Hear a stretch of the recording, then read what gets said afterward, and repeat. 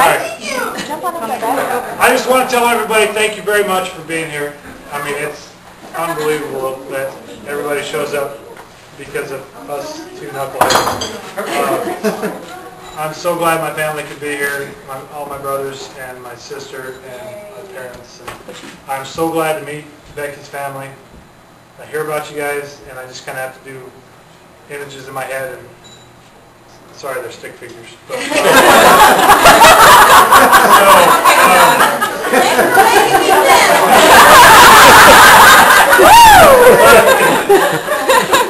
I just want to thank everybody for coming. This is great. We're having a great deal of fun. This is a blast. After Brenda quits embarrassing me, we're going to probably, I haven't had enough sweet and sad news for the day, so we're going to cut some cake and maybe throw some stuff around. So with that in mind, who would have imagined when we were growing up, and my brother Troy can attest to this, that who would have imagined that my little sister would have grown up to be as beautiful as my mother, and that I would have become as cantankerous as my father. I just want to thank you guys for being here. It's so very special. Thank you so very much. Where's your glass? You're on. I'm waiting for a Kleenex. Here, come around. It's all right. It's all right. It's okay. I'm good. You know you're not. I know. You're good. Here's a towel. That's my sister, yeah. I do want to also thank all of you guys for coming and say a congratulations to you guys. Thank you for all the people that... Hey, she's talking. Minnie T, you gotta shut up. Tip, yeah, Tip. Tiffany! I'm watching you! Here, right here. I got you. Anyway, I do want to thank everybody. I know some of you came a very long distance, and I really appreciate you coming here to share in their day. And as Tim's little sister, for those of you that don't know him, I'm going to let you in on a little something. Some of you may think you know him, or think that you he reminds you of someone, or you think you know him pretty well, but you do not. And you may think he reminds you of someone, but you don't know him. He is a definite one-of-a-kind individual, and you will never, ever in your entire life meet someone like him. Thank God. I was about to say that. There is just nobody like him. And as a kid, I just want to let you know a few tidbits about Tim's personality and some things.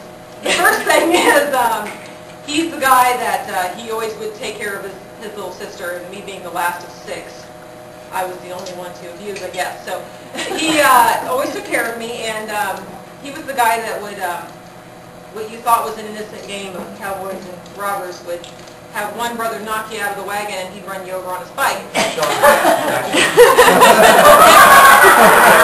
then 6 months later, he would teach you how to ride a bike.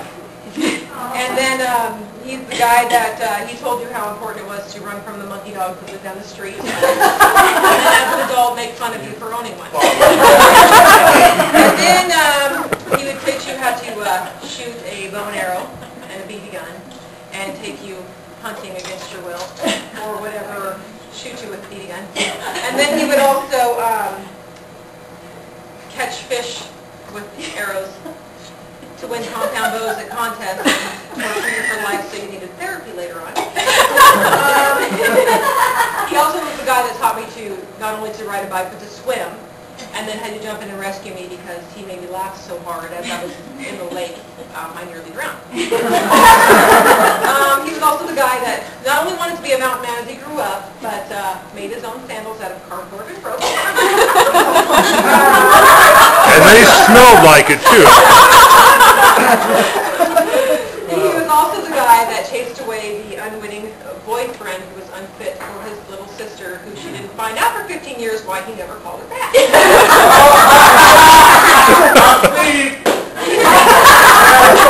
I missed that one. Sorry, I can't get them all. I'm trying.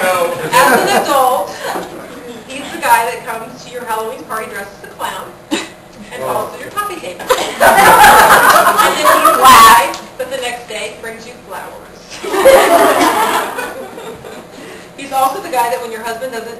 take down your Christmas lights until March. He comes over and takes down your Christmas lights. He babysits your kids. He does all kinds of different duties. Not always the willing uncle, but definitely hung the sun and the moon with them, for sure. When he left for Alaska this last time, we all know he's taken several trips, he's traveled around the country. He left last time and it was a little rough for more than just me. And as I realized that I was not the only one sad to see him go, but I realized that when he came back to Kansas City, it would not be to see me. It would be this girl that Tim described as the coolest chick in the room. And what he says when Tim describes something to you, he describes it like a picture. You can almost see it in your head. It's a sunset, it's an animal, it's something, and he describes it like you can just picture it. You don't even need a photo. But with Becky, it was different because he described how she made him feel, which for me was something new for Tim. And that's when I knew that he wasn't ever going to come back to this godforsaken city of Kansas City for me. That's when I knew that he was coming back for this lovely lady named Becky. Tim has had his run in Kansas City.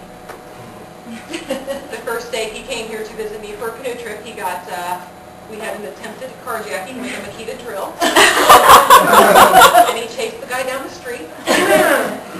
He also has been personally egged. His house has been paintballed. His house has been robbed. He had his bike stolen. And he had his favorite thermometer, as we all know, stolen off his front porch. Bank robbery? And, yeah, held up at gunpoint in a bank robbery. So Tim got different reasons to never come back to Kansas City. But I knew someday he'd be back, but I didn't know what it would be for, and now I realize what it was. Oof. That girl that brought him back to Kansas City, not only maybe just to visit, maybe for a while, but to get married in the area is pretty impressive. Like I said, the first night he met her, he called me and he said that she was the most awesome girl in the room, and he couldn't believe that he was in there with her. And then he said, and she was there with me. It was amazing that he was with this woman that made him feel so fantastic. Doing nothing.